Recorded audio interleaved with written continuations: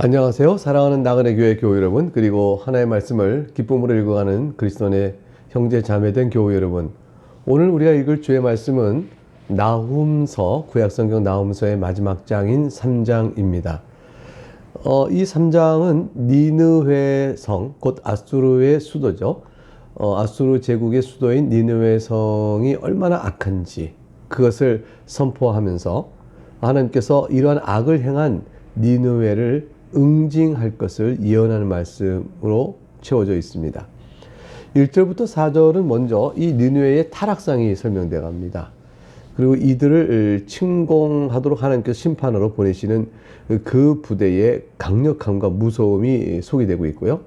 또 이러한 심판을 받고 있는 영적인 이유가 무엇인지를 1절부터 4절 사이에 설명되고 있습니다. 먼저 1절을 볼까요?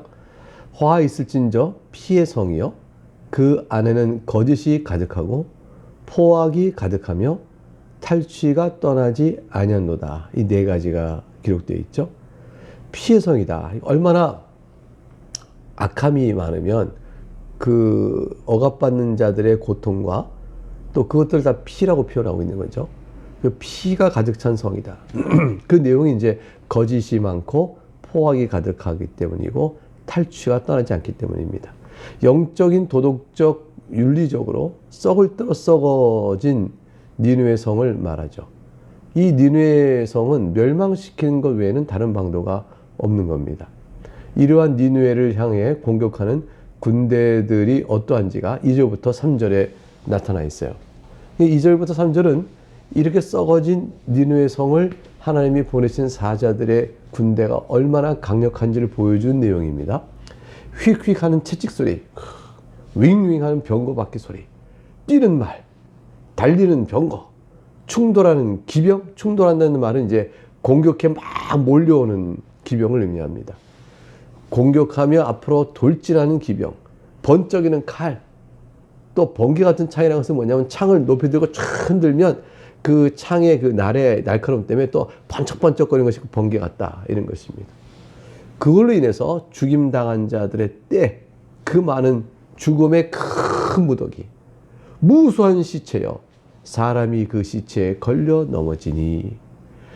니느웨가 영적, 도덕적, 윤리적으로 썩을 들어 썩어서 하나님께서 심판한 자를 보내시니 니느웨의 결과는 뭐냐면 무수히 많은 사람들이 시체가 죽고 넘어져 시체에 사람이 걸릴 정도로 하나님의 무서운 심판 아래 저희들이 놓이게 될 것이다, 예언합니다. 이러한 니느웨가 이런 무서운 심판을 받게 되는 영적인 이유에 대해서 4절에 설명하기를, 이는 마술에 능숙한 미모의 음녀가 많은 음행을 함이라. 그가 그의 음행으로 여러 나라를 미혹하고 그의 마술로 여러 족속을 미혹하느니라. 이 영적인 타락이죠. 니느웨가 섬기던 마술에 능력한 미모의 음녀라는 것은 일종의 신전의 창기예요. 그러니까 여자 사제로 각종 우상을 섬기면서 그 우상을 섬기는 예 중에 하나가 소위 많은 번식의 종교죠. 그래서 신전 창기가 있어서 음행을 행합니다. 그런 음행을 하는 악행과 우상을 섬기는 이 영적 타락한 일을 다른 나라에 이것이 참신이다라고 알리면서 그 여러 나라를 미혹하고 그러한 것으로 여러 족속들을 미혹했다. 아수르가 그 제국의 힘을 통해서 자기네 종교를 다 이제 이식시킨 그 죄악성을 말씀하고 있는 거죠. 이런 것 때문에 아수르 자체가 영적이요, 도덕적이요, 그들이 타락했을 뿐, 윤리적으로 타락했을 뿐 아니라 또한 심각하게 하나님의 진리에 거슬나 귀신 아래 놓이게 했던 일로 인해서 이 타락성을 조장하고 있으니 하나님께 무서운 심판을 내리는 것입니다. 5절 7절은 그렇게 심판받은 니느웨가 열방들, 자기가 다 정복했던 여러 나라들 앞에서 수치를 당하게 된 내용이 기록되어 있습니다. 보라, 내가 너에게 말하노니 만군의 여호와의 말씀에 내 치마를 걷어올려 네 얼굴에 이르게 하고 네 벌거벗은 것을 나라들에게 보이며 내 부끄러운 것을 문 민족에게 보일 것이요 내가 또 가증하고 더러운 것들을 내 위에 던져 능욕하며 너를 구경거리가 되게 하리니 그때 너를 보는 자가 다 내게서 도망하며 이르기를 니느웨가 황폐하였도다. 누가 그것을 위하여 애국하며 내가 어디서 너를 위로할 자를 구하리려 하리라. 하나님께서 니느웨가 당할 수치를 이렇게 설명하셨어요. 5절에 보면 네 치마를 걷어올려 네 얼굴이 이르게 하고 네 벌거벗을 사람들이 보이며 네 부끄러운 것은 못사람이 보게 할 것이다. 이게 이런 모습의 내용은 성경의 곳곳에 수치당한 것에 대한 묘사로 자주 나오는 거죠. 발가벗긴 채 다 있는 여성이 이제 몸을 가리우고 수치를 이렇게 감쌌는데 그걸 다 드러내듯이 아수르가 낱낱이 그 치부가 다 드러나고 그런 것입니다. 이 아수르의 모든 흉악과 더러운 것과 다 드러내고 그들을 그런 수치를 당할 만큼 억압해 버린 거죠. 정복자가 피정복된 나라의 이 여성들을 성적으로 유린하는 일이 있는 것처럼 니느웨가 정복자에서 이런 성적 유린을 당할 것이다 하는 구체적인 육적인 측면에서의 수치를 말하기도 하고요. 그들이 자랑했던 영광이 이와 같이 수치를 당하는 것처럼 땅에 떨어져서 모욕을 느낄 것이다 라는 것을 말하기도 합니다.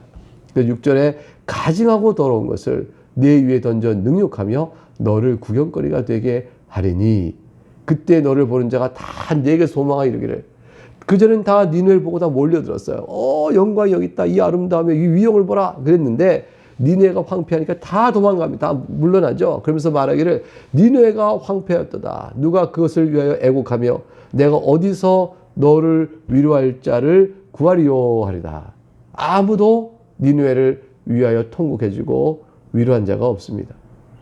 그렇지만 사람들 눈에는 이 말을 들었을 때 이런 질문을 하겠죠. 아니야.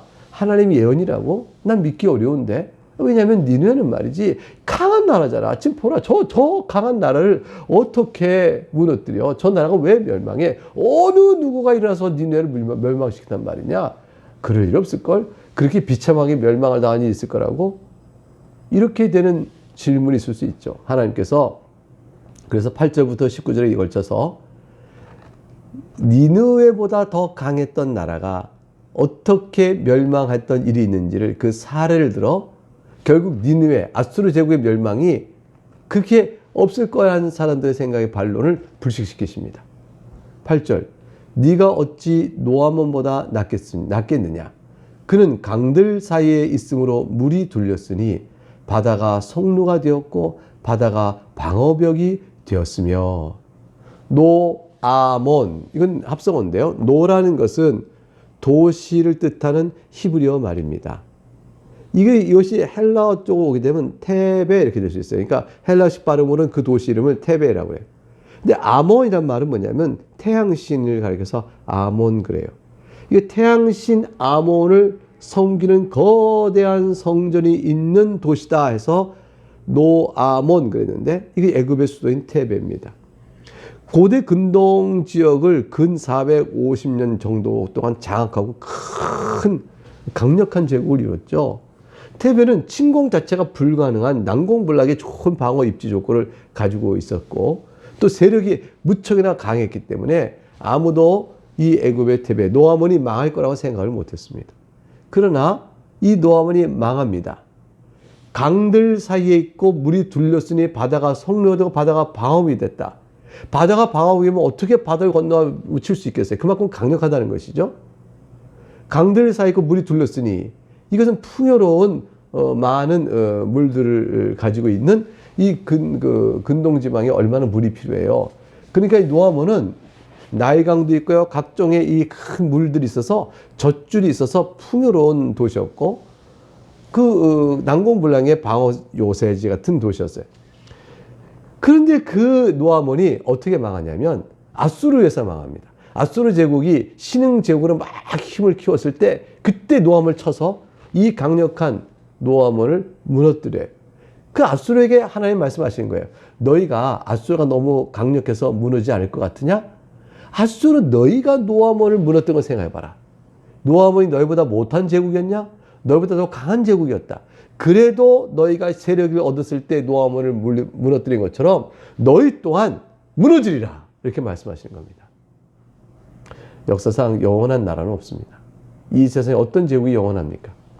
9절에 보니까 또 이렇게 얘기해요. 구스와 애굽은 그의 힘이 강하여 끝이 없었고 북과 루빔이 그를 돕는 자가 되었으나, 이 무슨 말이냐면 구스와 애굽은 노아몬과 구별되어 표현하고 있죠.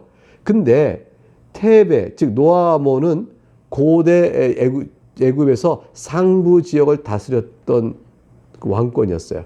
구스는 주전 750에서 약 633년 그 사이 한 약 80년 가까이 애굽을 지배했었습니다. 이 구스가 북아프리카의 에티오피아죠. 그게 애굽을 또 지배하기도 했었습니다.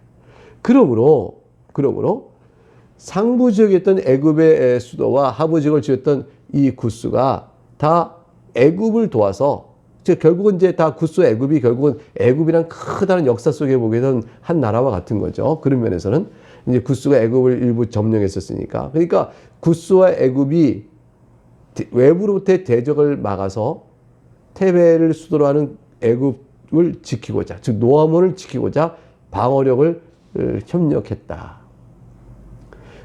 붓과 루빔은 다 지금 현재로 하면 북부 아프리카 지역의 리디아 지역을 말합니다. 그 지역 또한 애굽에게 군사적 지원하며 협력했습니다. 그러니까 애굽의 노아몬은 그 주변에 있는 강한 세력들의 도움을 다 받고 있었던 거죠. 그렇게 연합적인 도움을 받고 있어도 망했다 하는 거예요. 망했다. 그러니 아수르 넌들 망하지 않겠냐? 10절 보는 겁니다. 그가 포로가 되어 사로잡혀갔고 그의 어린아이들은 길 모퉁이에 매어침을 당하여 부서졌으며 그의 존귀한 자들은 제비뽑아 노예로 끌려갔고 그의 모든 권세들 또한 사슬에 결박되어 끌려갔으니, 그렇게 망했는데 아수르 니느웨 도성, 너는 과연 이들과 다르다고 말할 수 있겠느냐? 11절 가니까 이렇게 말씀합니다. 너도 술에 취하여 숨으리라. 너도 원수들 때문에 피난처를 찾으리라. 너라는 것은 아수르잖아요. 아수르 너도 그날의 공격이 와서 너를 무너뜨려 세력이 올 때, 적군이 올 때 너도 술에 취하여 숨으리라. 이게 무슨 말이냐면요. 군사가 술에 취하면 전투력을 잃어버립니다. 그러니까 아무런 힘을 갖지 못하죠. 그러니까 군대가 전투력이 없을 만큼 술에 취하여 비틀거리니 적군이 온다! 그럼 흩어져서 숨어버리는 겁니다. 너도 원수들 때문에 피난처를 찾으리라. 속절없이 싸워야 될 군대가 싸우지 못한 채 도망쳐가기가 급급한 모습을 갖게 된 것이죠. 속절없이 무너질 것을 말하고 있는 겁니다. 12절, 이런 패배의 모습을 계속해서 이렇게 설명합니다. 네 모든 산성은 아수르 니느웨야, 너의 산성은 무화과 나무에 처음 익은 열매가 흔들기만 하면 먹는 자 입에 툭툭 떨어지듯, 너희가 적군이 모여서 와 공격해오면 너희가 흔들흔들하며 다 무너지고 말 것이라. 13절, 네 가운데 장정들은 여인 같고 네 땅의 성문들은 네 원수 앞에 넓게 열리며 빗장드는 불에 타도다. 장정이라 봐야 아무 전투력 없는 여인처럼 무너지고 그 네가 견고하다 말한 성문들도 원수 앞에 활짝 열려져서 그냥 방어력을 못 가질 것이다. 이와 같이 노아몬에 빗대어 아수르의 멸망이 어떨 것인가를 말씀하신 하나님께서는 14절 17절 가게 되면요, 아수르가 제국의 위용이 지금 눈에 강력해 보인다고 해서 설마 아수르가 무너지려 하느냐? 보라, 두 번째, 이들이 무너질 수밖에 없다는 하나님의 예언에 대한 사실을 이렇게 빗대어 설명하십니다. 그게 느치와 메뚜기예요. 느치는 이제 메뚜기, 새끼 메뚜기를 가르쳐 말하는 거니까 메뚜기 종류 같이 때로 몰려서 뭐 곡물을 갉아먹는 그렇게 하는 것들이죠. 14절, 너는 물을 길어 에워싸일 것을 대비하며 너의 산성들을 견고하게 하며 진흙에 들어가서 흙을 밟아 벽돌 가마를 수리하라. 니느웨야, 너를 향한 공격이 있을 것이다. 그 너희를 에워쌀 것이다. 너희가 성 안에 물을 있어야 견딜 수 있으니 물을 준비하라. 그래서 물을 길어 에워쌀 것을 대비하라. 포로가 되고 대비하여 물을 길러라. 이런 말이죠. 그리고 산성을 견고하게 해라. 너희가 산성이 무너지지 않게 견고해봐라. 또 진흙에 들어가서 흙을 밟아 벽돌 가마를 막 수리하라. 그래서 튼튼히 방벽을 쌓아봐라. 하나님께 이렇게 말씀하세요. 14절에. 그래봐야 무슨 뜻일까요? 소용이 없다. 너희는 망하리라. 이 말씀하시는 거죠. 15절 거기서 불이 너를 삼키며 칼이 너를 베기를 느치가 먹는 같이 하리라. 네가 방배를 해봐야 소용이 없으니 너희가 느치는 메뚜기 새끼 황충이라고도 번역돼요. 이것들이 확 하늘을 가득 덮을 만큼 시커멓게 하늘을 덮을 만큼 수십만 그 많은 메뚜기가 탁 날아와서 그냥 작물에 탁 앉으면 갉아먹는 소리가 막 나면서 금방 모든 곡물과 작물들이 다 황폐화 돼버리죠. 그렇게 되는 거 말 것이라. 네가 그 느치같이 스스로 많게 할지어다. 그러니까 그렇게 느치가 달려들어 너희가 황폐하게 될 것인데 도리어 너희가 그것을 막기 위하여 느치처럼 너희가 스스로 많은 수를 가져와라. 내 메뚜기가 지금 스스로 많게 할지어라. 너희가 그렇게 많게 병력을 늘리고 이 싸움의 공격을 막기 위하여 너희가 너희를 보호하기 위하여 병력을 느치처럼 메뚜기처럼 많이 병력을 늘려봐라. 그래봐도 너희는 당할 것이라. 너희가 오히려 적군이 느치처럼 달려와서 너희를 다 갉아먹등 하는 그런 멸망을 당할 것이라. 너희가 병력을 느치처럼 많이 갔느냐? 그래봐도 너희가 멸망할 것이라. 16절 네가 네 상인을 하늘의 별보다 많게 하였으나 느치가 날개를 펴서 날아간 것 같고, 이거 도망치는 모습이에요. 또 느치가 나오죠. 슉슉 날아가 버립니다. 무슨 말이냐면 느치떼가 모인 것처럼 상인들이 하늘의 별처럼 많이 니느웨 성에 모였어요. 왜 그럴까요? 무역 상인이잖아요. 제국의 수도잖아요. 그러니까 여기 가면 돈이 벌어지지 않습니까? 그러니까 경제적 중심지고 정치적 중심지였죠. 그러니까 니느웨 성이 크게 부강했습니다. 거기 각국에 있는 무역 상인들이 다 낙타를 끌고 와서 대상들이 와서 물건 풀고 또 팔고 이런 흥청망청한 큰 부여가 있었는데 하늘의 별처럼 상인들이 많이 모였지만 이들이 다 느치가 날아서 휙 도망가듯 다 흩어져 버리는 것입니다.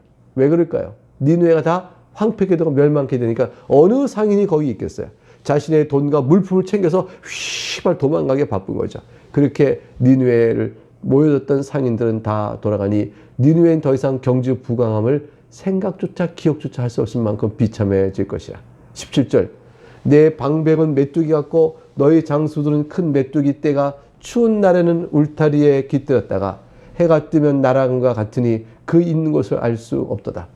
메뚜기 같은 방백들과 장수이란 말은 뭐냐면 이들이 방백이요 장수니까 니느웨를 침공하는 적들을 대적하여 방어를 할 수 있는 일을 할 거라고 기대하잖아요. 그런데 그러기는커녕 위기가 쫙 닥치니까 이 메뚜기 같은 자가 되어져서 이들이 그 위기와 공격에 맞서서 방어하고 싸우기는커녕 스스로 겨울에 마치 메뚜기가 울타리 밑에 탁 붙어 꼼짝 타고 있다가 그러다가 해가 뜨면 휙 따뜻해지면 다시 날아 나오듯이 이들이 위기 닥치니까 꽁꽁꽁 숨어서 자기 목숨을 부지하려고 붙어 있다가 기회가 되어지면 휙 도망가고 만다라는 것입니다. 그래서 저들이 해가 뜨면 날아간 것 같으니 그 있는 곳을 알 수 없도다 했던 것처럼 저들이 다 도망쳐버려서 병력이 어딘지 모을 수 없게 됐다는 거죠. 어디 있으면 다 나와라 할 텐데 다 메뚜기나 도망가서 도망가서 어디로 도망간지 알 수 없게끔 그들이 다 도망쳐버렸다. 비겁하고 무기력합니다. 그러므로 아수르 왕이여 너의 병력이 이렇고 상인들도 너희 황폐함을 보고 다 도망가고 말 텐데 너희가 과연 너희 멸망의 이 심판 예언을 감당할 수 있겠느냐. 너희 교만함이 실로 어리석도다 아수르 왕이여 하는 것입니다. 그래서 18절 가니까 아수르 왕을 향하여 조롱의 말이 이렇게 이어집니다.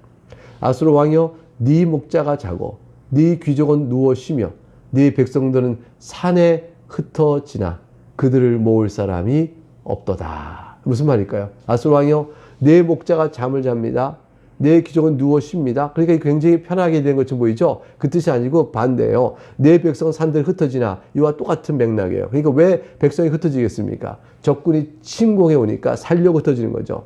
그러니까 그 적군의 침공 때에 내 귀족도 이미 전투에 또는 적군의 손에 칼에 베어 죽고 누워서 쉬게 됐다. 이 누워 쉬다는 말이냐면 죽음을 당하여 쉬게 됐다는 뜻이에요. 죽음을 당했다. 그리고 네 목자가 자고도 같은 것입니다. 결국 목자나 귀족이 위급한 상태에도 전혀 방비의 노력을 안 하고 있는 나태를 말한 것이라고 해석한 사람도 있지만, 전체 내용을 보면 자고 또 누워 쉬며 흩어지고는 다 각층의 사람들이 이 공격을 받자 죽음을 당하고 또 산 사람 막 흩어져 도망가는 모습을 표현하고 있는 것입니다. 19절.